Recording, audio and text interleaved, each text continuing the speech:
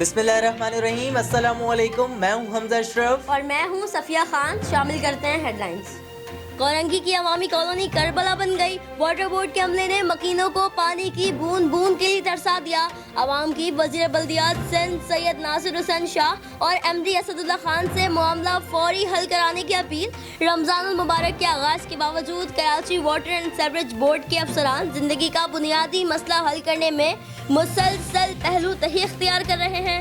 इलाका मकीनों ने इल्जाम आयद किया कि अवामी कॉलोनी के रिहायशी इलाकों का पानी या तो इंडस्ट्रीज को फरोख्त कर देते हैं या फिर टैंकर माफिया के साथ मिलकर पानी की फरोख्त करते हैं। इलाका मकीनों ने वज़ीर आला सिंध और सैयद नासिर हुसैन शाह से मसला फौरन हल करने की अपील कर दी। सिंध भर में रमजान मुबारक में जल्द से जुलूस पर पाबंदी आयद कर दी गई। यौम अली के मौके पर मजालिस जुलूस निकालने पर भी पाबंदी, किसी किस्म की मजहबी तकरीब पर भी पाबंदी होगी। मसाजिद में महफिल शबीना और खत्मुल कुरान के इज्तिमात पर भी पाबंदी होगी। हुकूमत सिंध लॉकडाउन एसओपीज में नरमी करे। सदर मोटरसाइकिल डीलर्स एसोसिएशन एहसान गुज्जर के रिमार्क्स। बोले, मोटरसाइकिल की 100% ऑनलाइन फरोख्त मुमकिन नहीं, फिजिकल अपीयरेंस जरूरी है।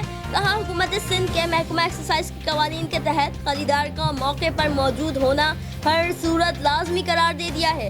कौमी सहारा से बात करते हुए एहसान गुज्जर ने बताया कि इतनी सख्त एसओपीज के तहत मोटरसाइकिल मार्केट में कारोबार करना नामुमकिन है।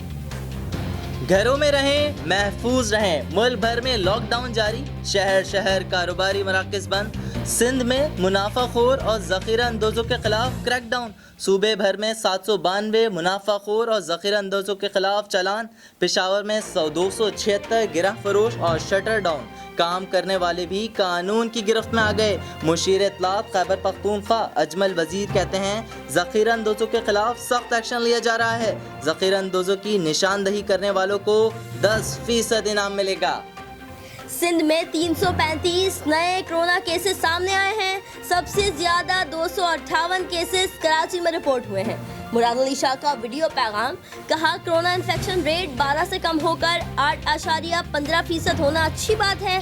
गुज़िश्ता 24 घंटों में कोरोना से 7 मरीज जान की बाजी हार गए।